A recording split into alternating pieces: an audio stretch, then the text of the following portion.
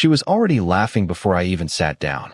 The kind of laugh that cuts through music, through noise, through people. A sharp, theatrical laugh, like she wanted it heard by the whole room. And it was. I stood there for a second longer than I should have, holding a slice of cake no one asked for me to bring, wondering if she'd notice I came back. She didn't. Her back was turned to me, shoulders bouncing with every giggle, one hand resting on his chest like it had always belonged there. Not mine. His. He wasn't even funny. That's what drove me nuts. I heard the joke. Something about office coffee and expired almond milk, and she was doubled over like he'd reinvented comedy. I watched her wipe tears from her eyes. Then I looked around. No one made space for me. Not at the table, not in the circle, not in her world. I was just a man with a forgotten slice of cake and a growing tightness in my throat. That was the moment I sat it down. Quietly. Right there on the edge of the bar. Vanilla, untouched. And then I walked. I didn't say her name. I didn't clear my throat. I didn't cause a scene. I just stood up from that invisible chair I'd been assigned in her life and moved through the crowd like a ghost who had finally accepted he was dead. I think I made it 4 steps before I heard it. The silence. Not full silence. Just the gap where her laughter had been. Like a track skipped. Like she finally looked around and noticed the room had lost something. She didn't call my name. But I heard her voice. Curtis. Not loving. Not worried. Just curious. Like someone realizing they left the stove on. I kept walking. Through the exit. Past the valet. Into the parking lot where I had no idea what I was doing. I just knew I wasn't staying. That party. That fake, wine-soaked party full of people who knew more about my wife than I did. It wasn't the beginning of the end. No. It was the middle. The beginning? That was 6 days earlier. When I found the blue receipt tucked behind the microwave. And I know no one believes stories that start with a receipt. But I promise, this one's real. And it only gets darker from here. 6 days before the party, I found it wedged behind the microwave like it had slipped there by accident. Though with Dana, nothing ever accidentally ended up anywhere. A small blue receipt, folded once. From a high-end boutique I'd never heard of, dated 2 days prior. One item. A men's fragrance. $218. I stared at it for a long time, like the numbers might rearrange themselves into something that made sense. I don't wear cologne. She's always said it gives her headaches. And yet there it was, black ink, elegant logo, gift-wrapped. I didn't ask her about it that night. Or the next. You know when your stomach knows the answer before your brain catches up? That was me. I didn't want to hear the lie yet. I wanted to give her one last chance to be real with me. But then came the charger. Thursday night. I came home late from work. Dana was already asleep. Or pretending to be. Her phone was dead on the nightstand. Again, so I grabbed her charger from the living room. Only it wasn't hers. Hers is white. This one was black and scuffed and frayed near the base. And I recognized it. Not from our house. From her office. Specifically, from her co-worker Jonah's desk. The guy she once told me was practically married and would never be into someone like me. So I just stood there in the living room, holding this strange charger in my hand like it was a detonator, my ears ringing. She never brought work stuff home. Never. That's when I opened her phone. It was charging just enough to power back on, and I didn't even have to guess the passcode. She always said, if you ever feel the need to go through my phone, we've already got bigger problems. Well, we did. There weren't any messages. Nothing obvious. But I checked her photo app, just out of desperation. And there it was, in the recently deleted folder, which she clearly forgot to clear. 2 photos. Both from inside someone's apartment. Not ours. The first, a bottle of the exact cologne from the receipt sitting on a shelf. The second, a blurry mirror selfie, taken quickly, a reflection of her legs curled under a blanket, next to someone's arm. A man's arm. Dark green watch. I don't own a dark green watch. I didn't sleep that night. I lay beside her and counted every breath, every twitch of her fingers, every fake turn of the body like she was restless and not avoiding eye contact. I didn't say anything the next morning either. I don't know why. Maybe I was building a story in my head. Maybe I wanted to see how far she'd go. Which brings us to the party. The laughing. The cake I brought. The slice I left behind. And her eyes following me as I walked out. I know what most people would ask. Why didn't you confront her right then and there? Because I'm not built like that. Because I wanted her to wonder. I wanted the silence to get loud. And it did, just not in the way I expected. The next day, she messaged me. Just one word. Really? That was it. No context. No, where did you go? No apology. No explanation. Just really? Like I had embarrassed her. So that's when I knew. This wasn't just a bad moment. This wasn't just a laugh that went too far. This was something else entirely. And I was finally ready to stop being the only one pretending we were okay. I didn't answer her text. Not right away. I let that one word, really, rot in my inbox like spoiled fruit. And even though I stared at it a dozen times, even though my thumbs hovered above the keyboard, I didn't give her the satisfaction of a reply. Not until the next evening. She came home at 7:42 p.m. I was in the kitchen, making dinner. Not for her. For me. Frozen lasagna I had no intention of eating. I just needed to be doing something when she walked in. I didn't say hello. She didn't say anything either. She dropped her purse with a sigh, like I was the exhausting one in this house. Then, like clockwork, she opened the fridge, stared at it for a solid minute, and said, "We're out of oat milk." That was it. After 2 days of silence. Oat milk. I didn't respond. Just pulled the bubbling tray from the oven and set it down with more force than necessary. I could feel her watching me now, arms crossed, back half leaned against the counter. "So, are we going to talk about it, or are you just going to keep acting dramatic?" Dramatic. She said it like I was a child refusing to eat his vegetables. I turned, finally, and said just one sentence. "Whose charger is it?" For a moment, her expression cracked, not like guilt, but like someone caught off guard by how specific the question was. What charger? That's when I knew she was going to lie. Not even hesitate. Not even ask for clarification. Just launch straight into deflection mode. "The black one you left plugged in behind the couch," I said. "The one that wasn't here last week." She rolled her eyes. "You're seriously interrogating me over a phone charger? Curtis, are you hearing yourself?" I didn't say anything. Just watched her shift her weight, blink faster than normal. That's what she did when she lied. Blinked like she was buffering. "I borrowed it from Layla," she said. "My charger broke, remember?" But I had remembered. Her charger was fine. I'd seen it that morning on her nightstand. White and intact, braided cord and all. I knew now she was going to lie no matter what I said. She wasn't even trying hard. "You should check your recently deleted photos," I said quietly. That got her. Not visibly, but I saw it. A flicker in her eyes. A tightening of her jaw. She straightened up, then gave me a mocking laugh. The same kind of laugh she let out at the party, sharp and fake and loud enough to hurt. "You went through my phone? Wow. Real grown-up of you." And there it was. Not denial.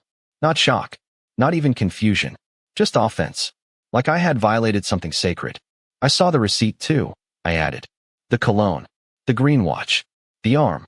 The room that's not ours." I wasn't yelling. I didn't have the strength.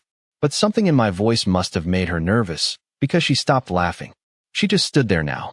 "Are you seriously turning this into some kind of conspiracy?" she said finally. "You think I'm cheating on you because I bought a gift and had a friend over?" "A friend." I echoed. "That's what we're calling it." She opened her mouth, closed it, then went into full defense mode. "You know what? This is exactly why I don't tell you anything. Because you twist it. You overanalyze every breath I take. I can't even exist without you assigning some sinister meaning to it." And that was her weapon, shame. Not explanation. Not remorse. Just pure, polished blame shifting. She grabbed her phone, stormed into the bedroom, and slammed the door like I was the one who had ruined the night. I stood there for a long time after she left the room. Not sad. Not angry. Just hollow. Because at that point, it wasn't about what she denied. It was about how little effort she put into lying to me. Like I wasn't even worth convincing anymore. That night, I didn't sleep. Not even a little.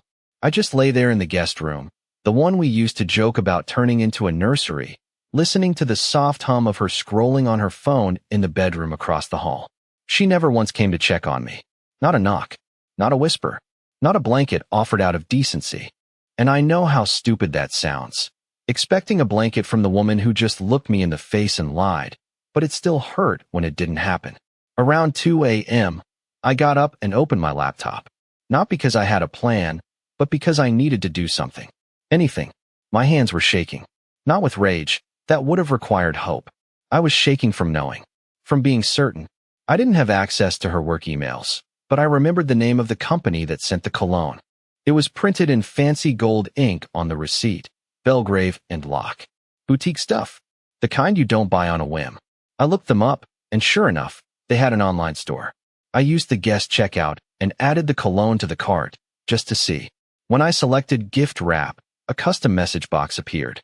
I didn't think it would matter, but I typed in her name and the date from the receipt, just in case. The page refreshed. A message appeared. This gift was already purchased by Dana Silvers on December 4th. Would you like to buy another? I swear my heart stopped. The system remembered. I clicked back, heart pounding now, and changed the delivery address to a different zip code, one across the city. Different name. Same date. The same message appeared. Again, I must have checked 6 combinations. 6 names. All flagged the same way. Already purchased by Dana Silvers. She hadn't just bought one. She'd bought multiple. Sent to different addresses. All under gift wrap. My mind started spiraling. I opened Google Maps. I started typing in places I didn't even know, neighborhoods she said she hated, streets I'd never visited. And then I remembered one detail she'd mentioned weeks ago. A dog. A golden retriever named Max. She told me about Max when she came home late one night. Said she stayed back at the office with a few folks and played with someone's dog. That night, she had fur on her pants. I noticed it. She brushed it off like it was nothing. So I did what I never thought I'd do. I logged into Nextdoor using an old burner account I made when we were thinking about moving. I searched Max, not expecting anything. And then, there it was. A post from a man named Eli Maddox, with a golden retriever in his profile photo. Thanks again to Dana for dropping off Max's treats. You're the best. Posted just 8 days ago. Treats. Dana doesn't even like dogs. I clicked the profile. His location? The exact same zip code where the cologne had been sent. It wasn't just emotional anymore. She was going there. She was buying things for his dog. She was spending our money. I should have gone to bed. I should have waited and cooled off. But something snapped. I grabbed my keys and drove. I didn't even know what I'd say if I found her car there. I didn't know what I'd do if I saw her inside.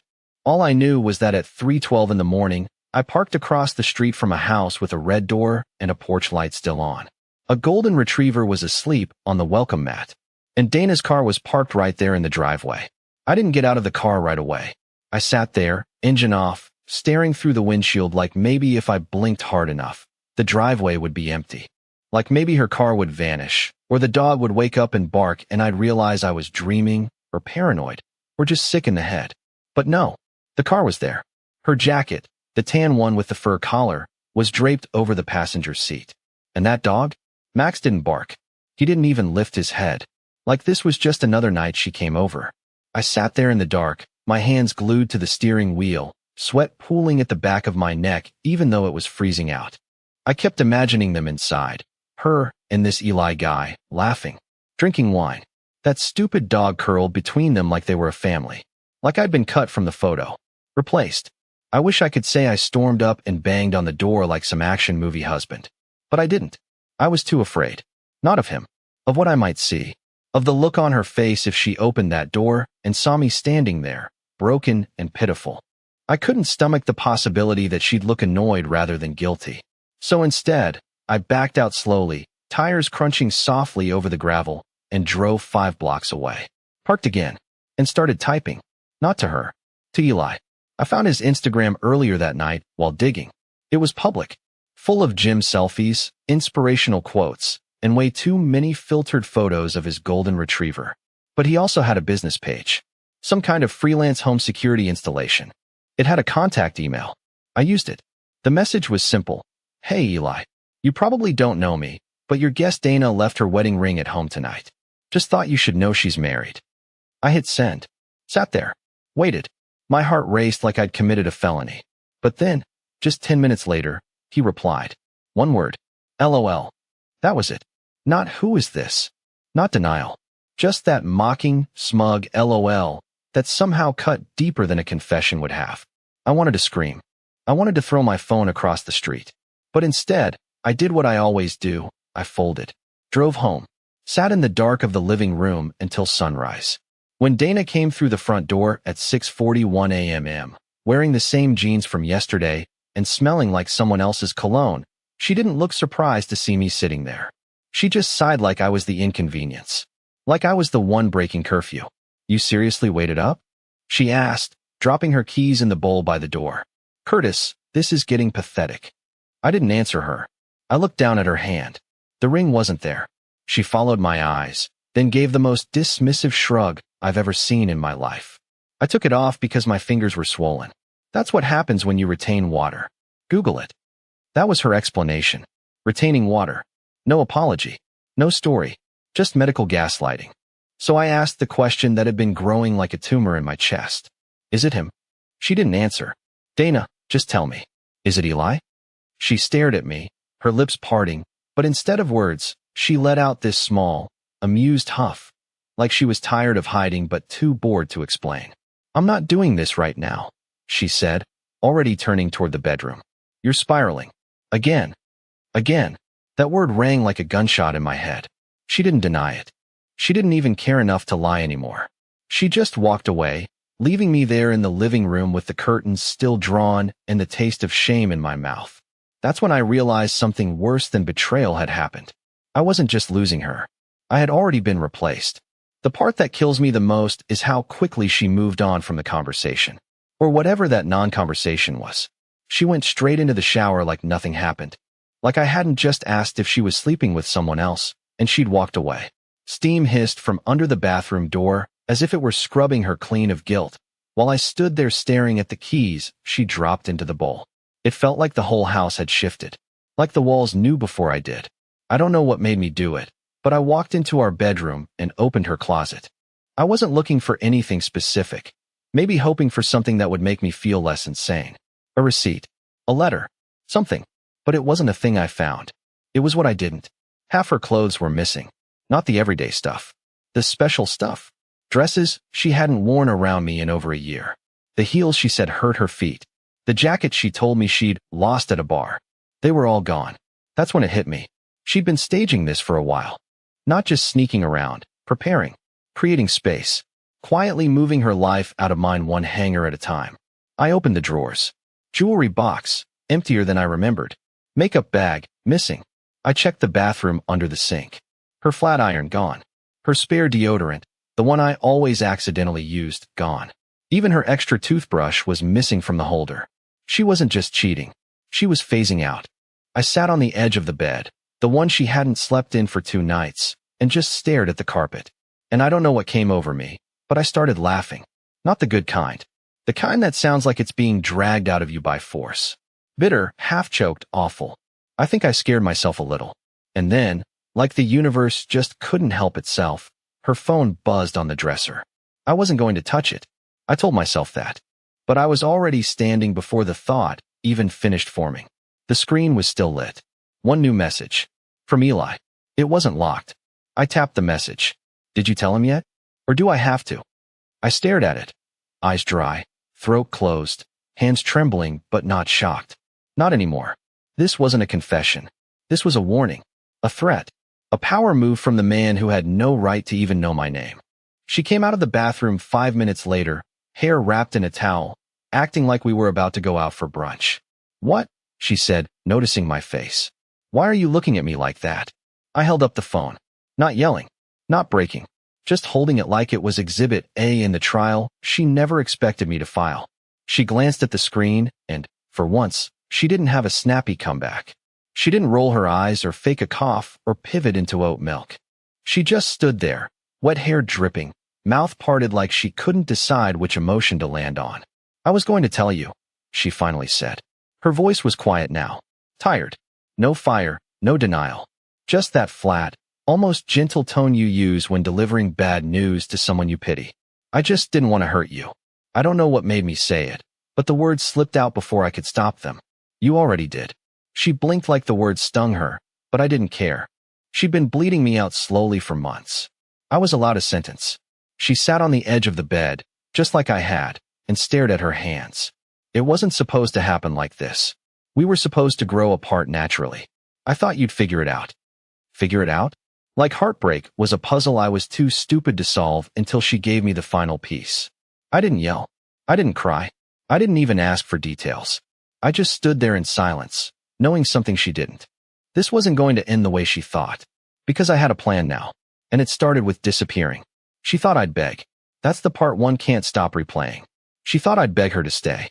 Even after everything, the lying, The charger, the late-night visits to his place, the missing clothes. She still believed I was the kind of man who'd crawl after her like a kicked dog.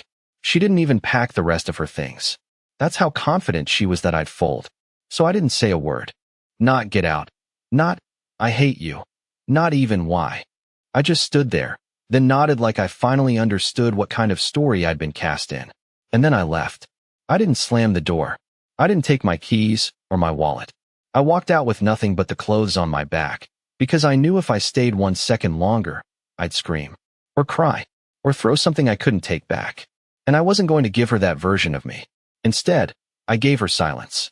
And that silence? It did more damage than 1,000 screaming fights ever could. For the next 3 days, I disappeared. I shut off my phone, left it in a drawer at a motel 20 miles away, took nothing with me but my laptop, an old duffel bag, and a folder with every receipt, screenshot, and message I'd collected over the past 2 weeks. I didn't check in with work. I didn't call my brother like I normally would. I didn't even eat properly. I just existed, quietly, purposefully. And while I sat in that room with peeling wallpaper and a heater that buzzed like a dying insect, I opened our shared bank account and watched, in real time, as she spent dinner at a rooftop bar, new clothes, a spa retreat in the next county. She must have thought I'd just be too heartbroken to notice. Or maybe she assumed I was still in the house, too numb to check. But what she didn't know was that I had already scheduled the transfer of my half of our joint savings to a separate account. I did it that first night, right after I left, before she even realized the silence was real. I left her with exactly $73. But I didn't stop there. The lease? It was in my name. The utilities? All me. Even the Wi-Fi she used to FaceTime him when she thought I was asleep, my account. So I canceled everything. Power, internet, water, all shut off within 48 hours. By the time she tried to use her card again, the bank had flagged it, frozen for suspicious joint activity. And when she tried to call me, straight to voicemail. Her texts? Unread. The longer I stayed silent, the more noise she made. First, it was passive. Curtis, I think we should talk. Then, annoyed. Are you seriously ghosting me? Grow up. Then, panicked. Okay, where the hell are you? The power's out and my phone won't charge. Then finally, the one that made me laugh in a way I hadn't laughed in weeks. Please, just tell me you're okay. Now she was worried. Now she wanted answers. But I wasn't interested in handing her closure on a silver platter. She didn't get to cut me open and walk away with the best parts of my life and still expect me to help her unpack it emotionally. That wasn't my job anymore. I disappeared from her world, and for the first time since this entire nightmare began, I felt something close to peace. Because finally, I wasn't the one chasing. I was the one she couldn't reach. She showed up at my sister's house on a Sunday afternoon. I don't know how she found me. Maybe she went through my emails. Maybe she called every relative I have. But I'll never forget the way she looked standing on that porch, makeup smudged, phone in hand like a broken compass, hoping I'd still be the man who'd open the door and ask what she needed. I didn't open it. My sister did. And when Dana asked if I was home, she didn't lie. She just tilted her head and said, "He is, but he's not interested." Then she shut the door before Dana could even reply. That was the last time I saw her. I didn't block her. I didn't send a final text. I didn't give her one of those dramatic ultimatums you see in movies. I just kept living. Quietly. Calmly. Without her. I moved out 2 weeks later. Got a small apartment downtown. Nothing fancy. Just mine. I filled it with secondhand furniture and real peace. Started waking up without nausea in my chest. Got back into running. Even joined a weekly trivia group at a bar near my place. They're not my best friends or anything, but they know my name. They laugh with me. Not at me. The weirdest part? I never once missed her. Not really. I missed the version of her I made up in my head. The one who cared. The one who kissed me on the forehead when I had headaches. But that version? She'd been gone long before the charger, the cologne, the dog named Max. I got an email from Eli last month. Subject line, "Just so you know." He said Dana moved out. That things got messy. That she still talked about me sometimes, like I was the one that slipped through her fingers. Said she cried one night over the lasagna I used to make, the one she always mocked for being too salty. I didn't reply, because I didn't need to. I was finally done building explanations for someone who never asked the right questions. Now, I run my own tech support business. It's small but stable. I see my sister every Sunday. I laugh more. And sometimes, late at night, I reread the last text Dana ever sent me. Please, just tell me you're okay. I am. I really, really am.